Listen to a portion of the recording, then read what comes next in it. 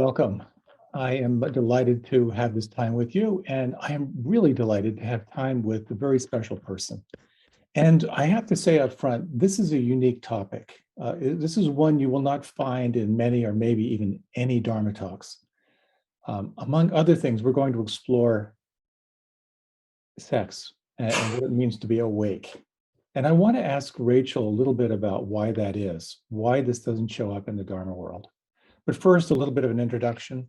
Rachel Krantz is a journalist and one of the founding editors of Bustle, where she served as a senior features editor for 3 years. She's been featured on NPR, The Guardian, Vox, Vice, lots of other outlets. She's the recipient of the Robert F. Kennedy Journalism Award and the Investigative Reporters and Editors Radio Award, the Edward R. Murrow Award, and the Peabody Award for her work as an investigative reporter with Wire Media. And we're here to talk about her book. And the book is entitled Open, an uncensored memoir of love, liberation, and non-monogamy. It's a fascinating topic. It's one I just found personally really interesting. And just a little bit of a blurb on this that I ran across that you might find helpful and kind of a context for our conversation. This was written up as an unprecedented exploration of non-monogamy, an award-winning journalist chronicling her first open relationship with unflinching candor as she explores this fast-growing movement. I know Rachel is someone who is deeply dedicated to waking up.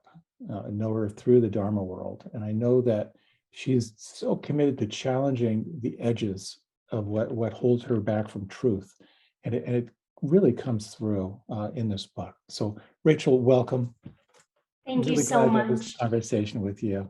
Me too. I feel like my goal is to try to stay embodied in this conversation and just savor it and enjoy it because I don't know, I've been waiting a long time to be able to have an opportunity to talk about some of these ideas, and you've been such an important advisor for me throughout this process. I think the first time we met, I was just even considering, should I write a book at all? And so it feels really special to be on the other side of this, having the conversation again. Well, I'm so happy to have this conversation again. Because I know how much you've gone through in writing this journal. When they say it's with it's candor, you really have incredible transparency through this process. So I see that you're starting to kind of do the circuit as your book is coming out in January. And so I've watched some of the interviews, and I've noticed that everyone has a unique angle. Someone is like, oh, let's talk about the sex part. And then others are like, well, let's talk about the writing part. And I'm really curious about the waking up part, because I know that's certainly near and dear to me, but I know that's so close in and so much of a driver for you. So I guess I have 2 questions to kind of start off with. One's sort of like a definition. When you say in the subtitle non-monogamy, what exactly is non-monogamy? And also, if you can kind of give us a thumbnail of what called you to the topic and a little bit about your experience. Sure, thank you. So non-monogamy is anything but monogamy, right? And there's a wide spectrum of how people practice it. You might have couples who only have experiences together. You might have relationships where only one person has experiences outside the relationship, another person is monogamous. Then, all the way on the other end is polyamory, where maybe there's multiple partners, that there's avoidance of hierarchy. So there's lots of different ways that people practice. And in the book, I sort of get into all of them. I started on the journey because I met someone in 2015 who I was very interested in. I had a pattern of serial monogamy. And he told me that he believed in non-monogamy. And I saw someone who was older than me, had more experience, and decided to try and explore it because I was very curious about what other ways there are of loving and being in relationship, and had also, been drawn to Buddhist thought since my early 20s. And already was kind of making those links in my mind of feeling like, well, wouldn't this be a less attached way to be in relationship? And once I started confronting jealousy, that also became very intense but interesting to me as a sort of spiritual exploration. So there's something in here that was inherently attractive around the idea of exploring attachment. Yeah. And how to be in relationship without attachment. Right. Wow. But I think as I explore in the book, I was a little confused on what that meant. And so a lot of, writing the book was going back to teachers like you and other Buddhist teachers are throughout the book to try to really untangle some of these themes, because part of what you see is how sometimes they can be misapplied or even wielded as a form of control in relationship. So what really interests me here is, I think the thing that you and I truly have in common in our life experience is that we're taking what's here and really examining it for like what's real, because I think of the best definition of Vipassana is cultivating penetrating insights into the nature of reality. So, and I so admire how you just moved in that world so unflinching and really exploring, with real transparency, all that came up. But what's different in our approach is we had very much of a kind of a polarity, because I stumbled into an ashram which happened to have a very, very traditional and conservative approach to sexuality and relationships, which was basically kind of informed through Samkhya philosophy, which basically says, if you're not in a relationship, you'll never have relationship problems. Right. If you don't have a car, you'll never have car problems. So the whole thing is don't go there. But also, and because I did have a formal celibacy vow for about 6.5 years, so much of the training was this energy just wants to go down and out. So what you need to do is move it up and in, and it's like, riding an elevator.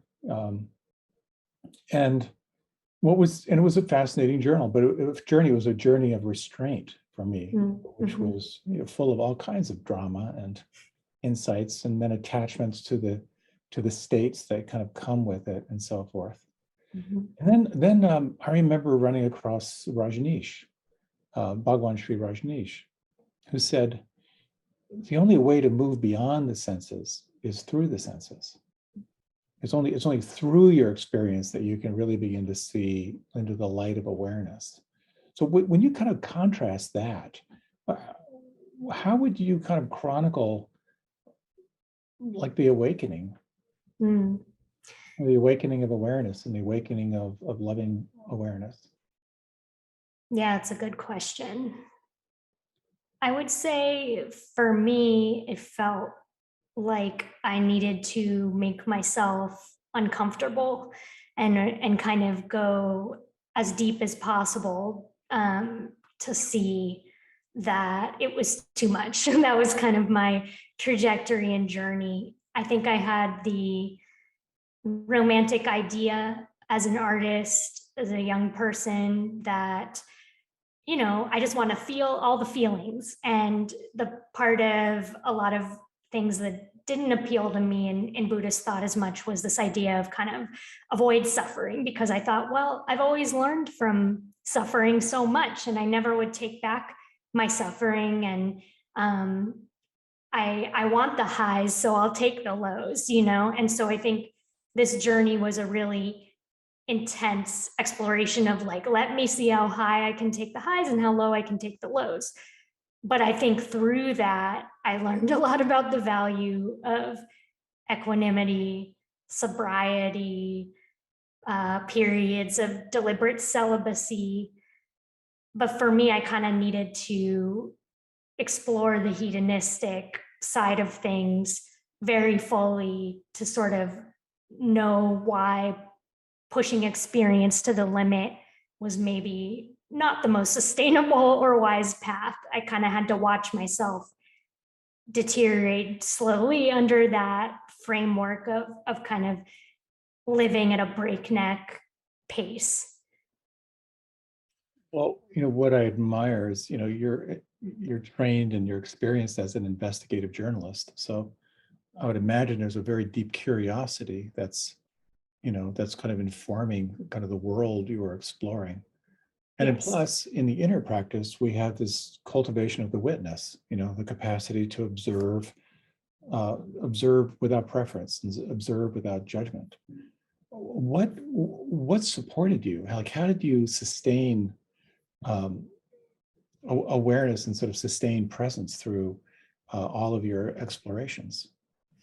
Well, I think first of all, I often didn't. I think a lot of the stories about how as I fall deeper into unhealthy relationship patterns that I was looking to weed as a way to sort of drop myself into a state of immediate presence and mindfulness without doing the work of meditating. And so a lot of the story is kind of, as I come out of that, you see the contrast with going through a period of sobriety and really deepening my meditation practice, and what is the difference there. But I think that at that point in my life, I was trying, I was trying to learn how to be with some incredibly difficult feelings, but I didn't have the discipline around my practice yet, but I was kind of grasping it whatever I could. I think the idea of having this book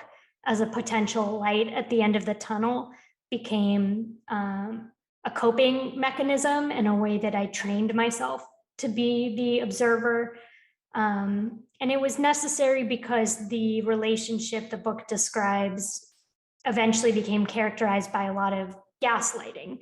So by the end of it, or even the middle of it, I now trusted someone else's thoughts and mind more than my own, and had someone else's voice in my head, which was something that had never happened to me before. And I began to mistrust any judgment of reality, really, because he was always telling me, no, you're misinterpreting reality, or you're remembering that wrong.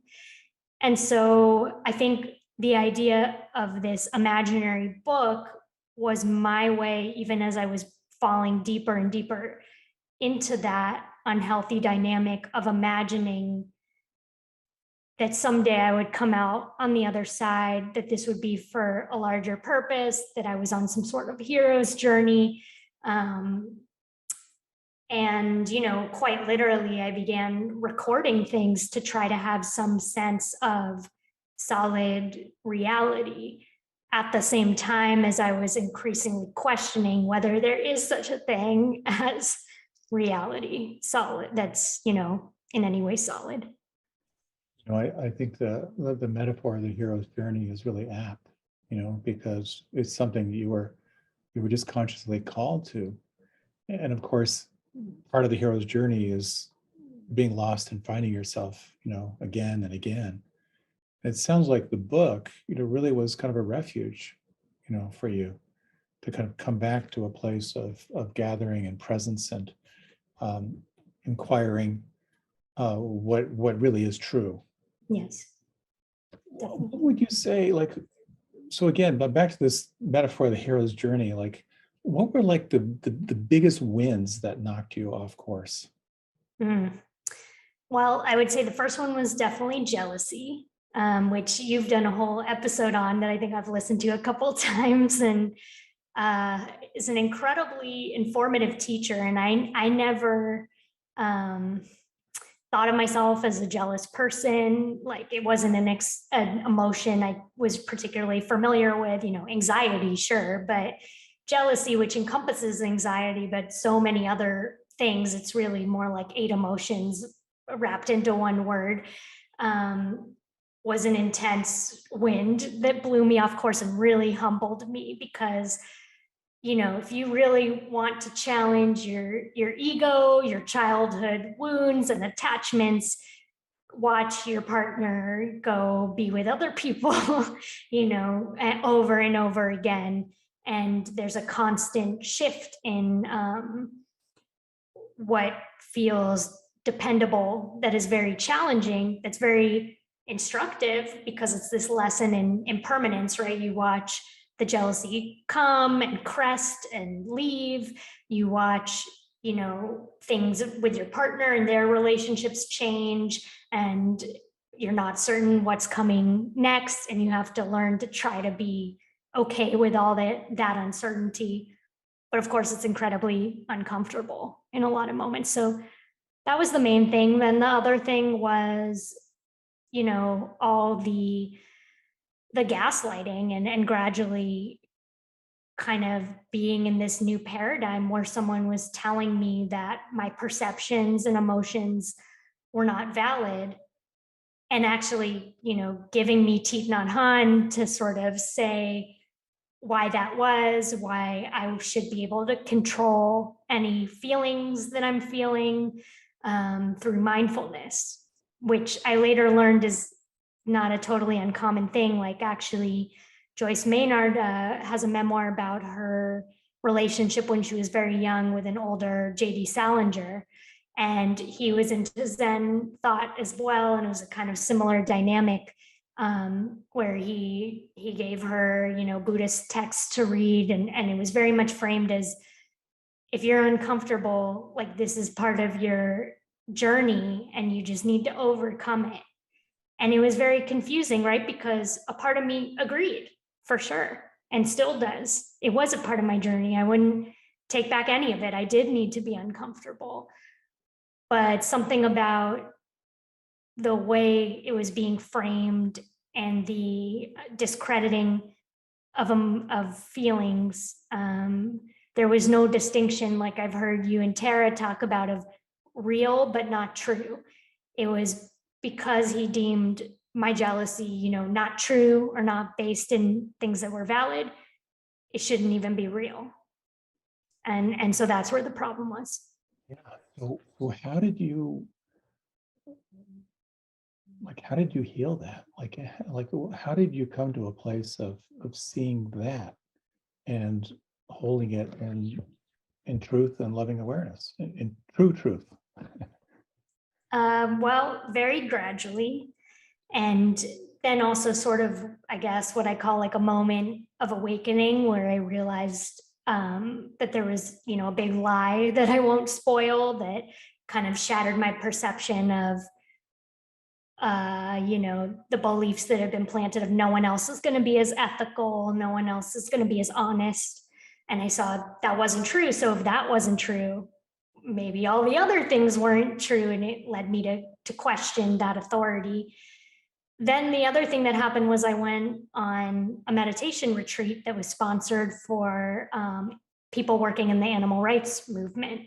And there's a chapter in the book about that. I met a monk named Monk Tashi Nima, and he's still one of my closest teachers and friends, and really began to untangle some of the concepts. And, asked him, we had one-on-one session and asked him lots of questions about, okay, if you can control your emotions through mindfulness, then shouldn't I be able to control anything I'm feeling and just kind of deal with the jealousy better and the anxiety better? And he really made the distinction of, okay, when an emotion is yours, it is your responsibility. But if someone is misbehaving and you're enabling it, not only are you not helping them, but you're also making your situation much more difficult than it needs to be, right? You're setting yourself up for suffering, and you're not doing them any favors, because they're just creating all this bad karma, right? And probably suffering for other people. It's kind of, idiot compassion, basically. And so he helped me make that distinction of like, okay, yes, I can examine my thoughts and feelings as not necessarily the truth with the capital T, but the difference is that someone else shouldn't be telling me what's in my thoughts and feelings. And if they are, that's misbehaving. And, he said, non-attachment is not indifference. It doesn't mean it doesn't matter to you whether you eat poison or healthy food, that you associate with harmful people indiscriminately.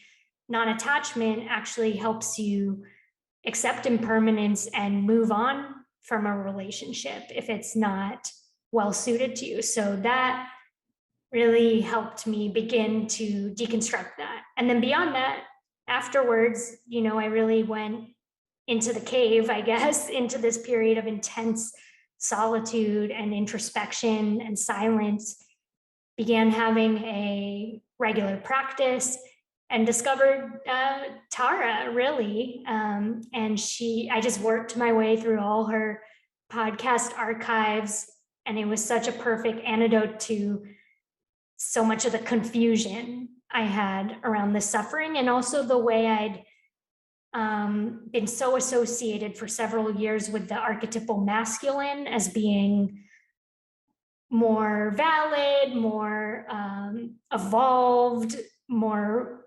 logical, quote unquote. And here was Tara with all this incredibly feeling, feminine wisdom that I think helped me value those own sides of myself again. And then, the book ends before I discovered your podcast, but then that came several months later and was also an incredibly important part of my healing, going through a similar trajectory of listening to you as a way to, I think, have some healing with the more masculine energies as well, and to see like different paths forward of what that might look like, and sort of integrate both within myself. Wow, that's fantastic.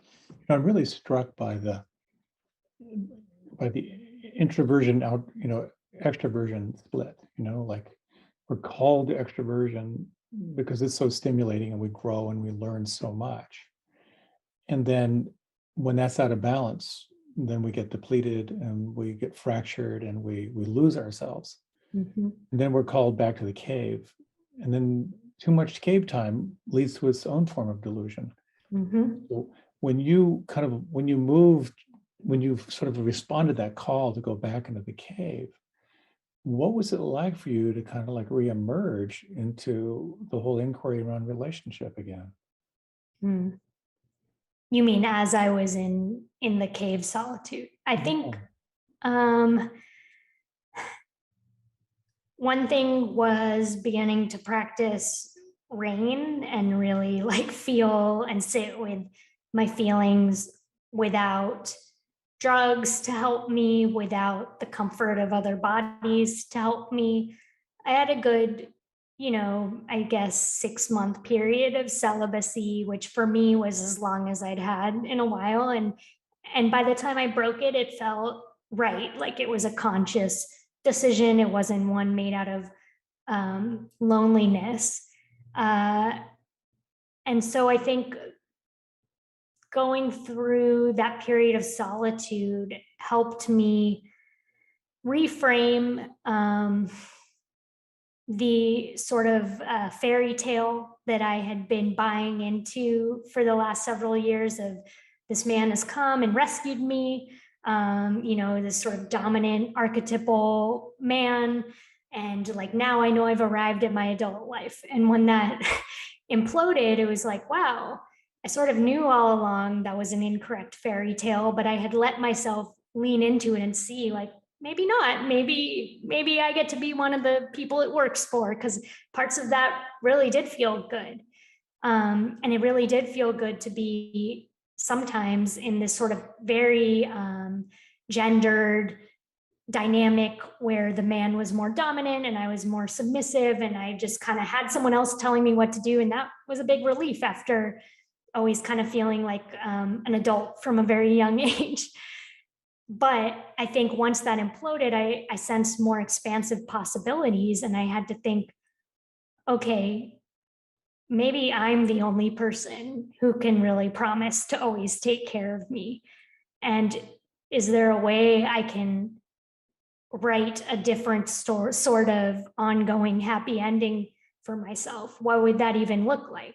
Because I'd shifted so many of these constructs over these many years of, okay, you don't have to have this traditional kind of relationship. You don't have to get married. You don't have to have kids. that I was kind of left in this place of, I don't want to throw that all out and say, oh, that didn't work, because that part of it felt very true. But I sort of had this point of just needing to really sit with and examine what might it look for me in the future to be in authentic relationships and live an authentic life. What do I want to take from this experience, and what do I want to leave behind? Wow. Wow.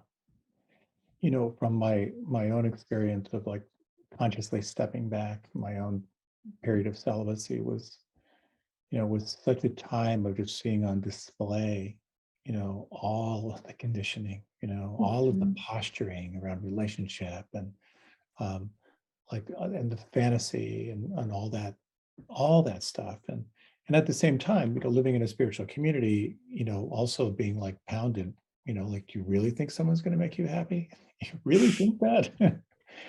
But and then to make the decision to move back into relationship and sensuality and all that, like, I'm just curious, when you contrast what it was like to sort of be in like before, and then when you re-engaged after that time of really stepping back and immersing yourself in practice, what was that like? I think the contrast was, I had much clearer sense of my boundaries, which surprised me pleasantly. I felt like throughout that whole other journey, I was very confused by how I'd even go about figuring out what my boundaries were.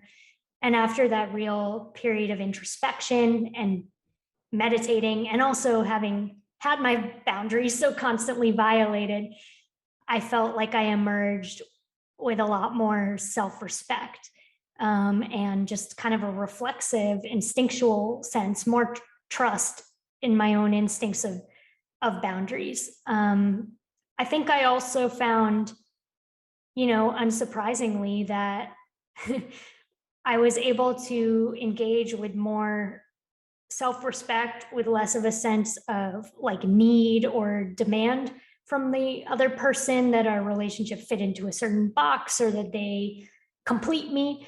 And so, of course, that's attractive to people. So I sort of knew that already, but it was interesting to see that play out of like, when you don't really need someone to complete you, you start having more people who you would want to be interested in you, attracted to you, because they likely don't need to feel like they're completing someone, or like they need to be completed. And it's also just, nice to be with someone who believes in themselves, or is confident in that way.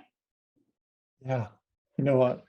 I'm struck again back to the hero's journey, of like really being called to really, explore and investigate, and that sense of like losing oneself and finding oneself. It just brings me back to that whole practice of remembering. The word sati in mindfulness means to remember, which is really core. What would you say? Like, what were some of the practices or like the tips that you found helpful, that you weave into the book? Yeah, thanks. I mean, I really try to do this throughout. It's sort of a lot of slipping in the Dharma in these more secular ways that I hope will reach an audience that wouldn't seek it out generally, or maybe a younger audience. So, of course, you see the transition of before meditation practice and after. That's pretty clear. Of rain, I explain in the book. I also found the practice of keeping a gratitude journal incredibly useful. I've been doing 5 good things a night for several years now, and really try to, cite the studies that have been done on that even, and show how it benefited me. A little bit There's, can I just interject? yeah, sure. The gratitude practice, like, how does that help?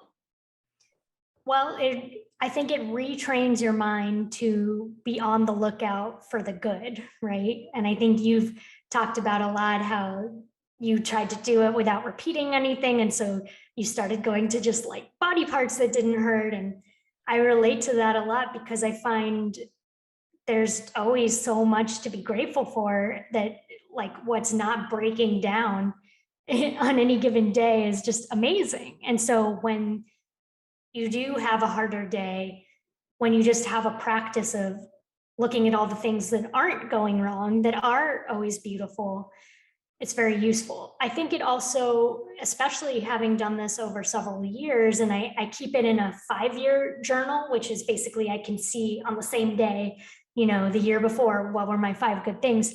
You start to notice certain patterns and can arrange your life accordingly. So, certainly sometimes it was professional accomplishments, maybe of, I'm sure this will go on my 5 good things or whatever, but really it was much more, what's fun about that is the connection, right? The ability to have conversations that matter. Almost every day I would have, anytime I go outside, it would be mostly things I saw on my walk. So when I would have reclusive tendencies, especially once I started writing the book and was so absorbed in that, and it was so easy to sometimes not want to take a break to go outside, that I would know, no, as much as I love writing or as much as it's cold outside, like the bird in the tree is always part of my 5 good things. And I also started integrating other practices to help cultivate more of that. So for example, outside my desk, there's a tree, and I started having a practice that every time a bird would land on it, that would be my cue to pause. And I would just sit and appreciate the bird until the bird flew away, which would usually be like 10 seconds, right? But just having that practice added so much more pausing and savoring and gratitude to my life. So yeah, I've found it instructive on so many levels. Wow. Yeah. Looking for the good and then the cumulative. And it's so interesting of how much of the things that sort of enlivened you and touched you had to do with nature and had to do with authentic connection. Yeah. And I think that's what, I'm always striving for, what most of us are striving for, is just to like feel it rest in the present moment. And it's, wow, everything is about all these elaborate schemes we devise to make ourselves feel safe while we're doing that, or to be like, oh, if I, write this best-selling book, like then I'll be able to arrive and really feel like at peace in the present moment. And yeah, I have, continuing off your last question, in the book also, Tara's teaching of, and what would that give you? And what would that give you? I really kind of go through that of, in this case, that I had this desire in the beginning of the story for someone to rescue me. And when you keep asking that question, it just keeps coming back eventually to the same thing of like, because then I would feel relaxed. And if I felt relaxed and like I'd arrived at my life correctly, then I would just be able to rest in presence. And so the idea of, what about you just try on doing that right now and not believing it's something in the future? And obviously that's a practice that I expect to be always working on, that I'm still very much, not where I want to be at yet with, and I'm trying to just be as patient and gentle as I can be on that path, because I think I'm still where I'm at right now is like, I have so much more mindfulness than I used to, but I'm also not far along enough in my path or practice that I'm able to relax in the present moment or not live in the future to the degree I want to. So it can be frustrating because I can see with more clarity than ever before where I'm stuck, where the repeated patterns that don't serve me and stories that don't serve me are, and I'm able to pause and take myself out of it. But I'm also, I don't get caught in the same way, but I'm noticing how constant it is regardless. So I'm at that point, I would say.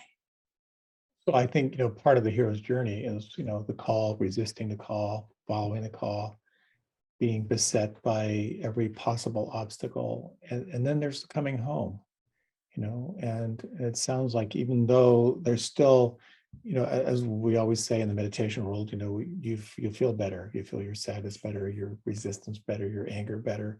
But nonetheless, it sounds like there really is it really has been a homecoming, to yourself. When you sort of like come around to the original calling to explore like relationship and sort of like getting out of the box of concepts around relationship and really being awake and present to the world, how do you hold it now? Well, I think that I judge my own desires less. I also try to, where I can, invest less, I don't know, importance in them in any fixed way, or not be purely driven by pleasure seeking or praise seeking. Of course, that's an ongoing journey. But yeah, I think a lot of things that in the beginning I used to have a lot of shame over, why is it so difficult for me to imagine being only with one person for the rest of my life? Why, why do I feel like maybe I wouldn't want to always live with someone when everyone's saying that's another way to know you've arrived at your life? I think I'm just a lot more questioning of there's different ways to be committed and in relationship, and that relationships can be fluid and go through different phases. My partner now, we've been living together since the pandemic started. We weren't before. And it's very possible that in the future, we might go through periods of not living together again without having to break up or anything like that. And so I think I'm a lot less likely to feel like I have to adhere to someone else's script of what, and this sort of relationship escalator mentality of like, this is the order you do things in, and then you've arrived, and then you fall off a cliff and die. It's just like, how about we each do what most serves are waking up and feeling free. So I think I'm less judgmental. I'm really curious. It seems like sexuality and relationship is sort of like a generational thing. I know David Data, who teaches a lot around the Tantra relationship, talks about the 1950s relationship where it was, I'll kill myself providing for the family, and I'll do whatever you tell me, just don't leave me. And now how that evolved into like the 50-50 relationship, which is like we're equal, but then there's no charge, you're just living with your roommate, and really pointing toward this whole piece around like really identifying like your sexual essence and really being true to yourself. And it seems like this, like this current generation or the generation after me has even more of like a free and open sense of how to live and how to be in relationship. And I guess for someone, let's say your age, um, who's really kind of really exploring how do I be in relationship in these days, in this age, what would your advice be, in terms of like how to move into this relationship, into the whole idea of relationship in this very, very open dynamic and open possibilities? What counsel would you offer? Well, I think one is to seek out mentors and teachers and advice from other people who've walked different paths. Another one would be to establish a regular practice, because it's going to be, if you step outside of the monogamy paradigm, it's going to be challenging no matter what happens. Monogamy is challenging too, for sure, in other ways, but it can be lonely if you don't have community around you. So just like anything else, it's important to have some community so that you don't end up, on an island by yourself or with just one other partner, where it can sometimes be harder to know if what is happening is healthy or not without that outside feedback or therapy or whatever else. So enlist help, I would say. I also feel like part of why meditation helps so much is that well, of course, it helps you be less reactive, to examine your thoughts and beliefs as not necessarily these fixed things that are true.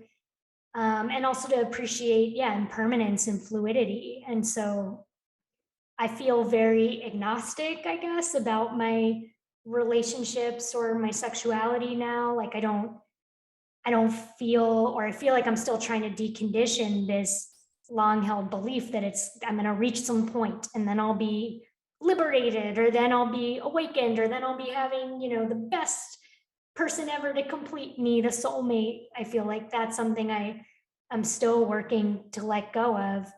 Um, but what I do feel like I have much more clearly now, and that maybe I would encourage other people to embrace or examine and explore, is just that there might be a lot more fluidity to their desires than they think. And if they just want to open themselves, that they shouldn't feel like they have to attach a label to it, or that it has to be some fixed identity, because it doesn't. You can use a label if you feel like that's useful to you, but it could also just be you want to explore.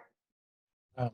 So yeah, just to reflect some of that back, so there's something here about finding others who walk the path, who can be mentors and be advisors. There's something about the practice itself as a way of just coming back to yourself, really kind of connecting with source.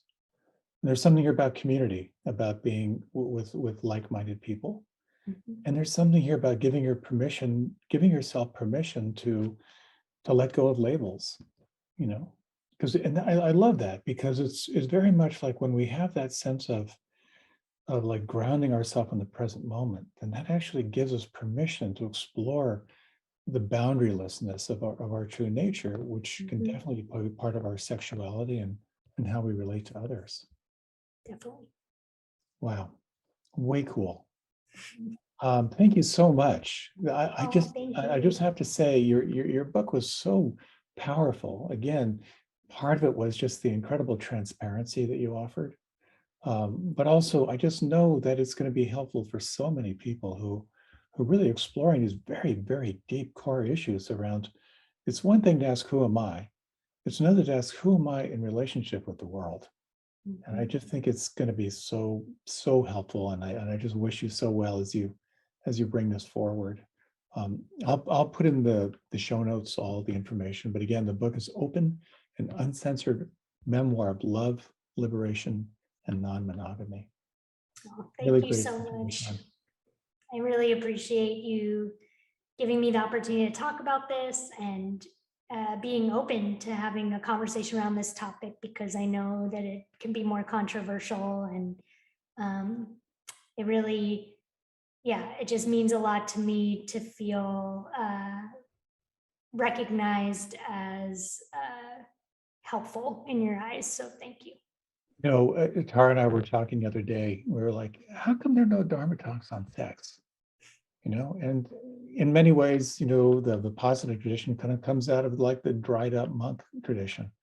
And I think that's why I think this is so, so powerful and so potent. And it's going to be helpful to a lot of practitioners, I think. Thank you. Great. Thank you. Thank you so Yeah, much. thanks.